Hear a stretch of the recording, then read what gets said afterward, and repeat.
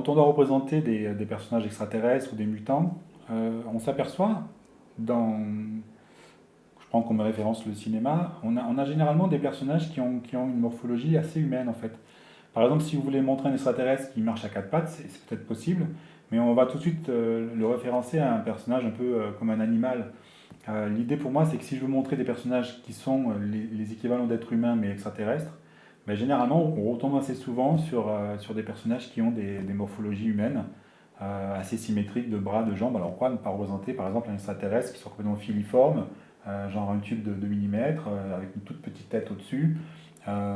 Ou bien, si on fait un robot, pourquoi ne pas lui donner l'allure d'un sac à main ou bien d'une petite poubelle? On peut très bien faire un extraterrestre qui n'a pas de regard, mais on va enlever une partie de l'expression. On a envie que quand un humain parle à quelque chose, il y ait une vraie réception et aussi de l'empathie pour le robot ou l'extraterrestre qui est en face, et qu'on ait vraiment l'illusion qu'on ait un vrai contact qui s'opère.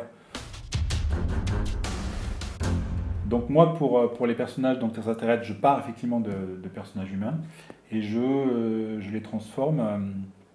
C'est surtout au niveau du visage, donc je crée des visages en 3 dimensions et je fais une technique que j'avais appris quand je faisais du cinéma, de la rotoscopie, c'est-à-dire que je regarde l'axe du visage du personnage et puis je donne le même axe et la même euh, direction de lumière et ainsi comme ça sur un objet en 3D.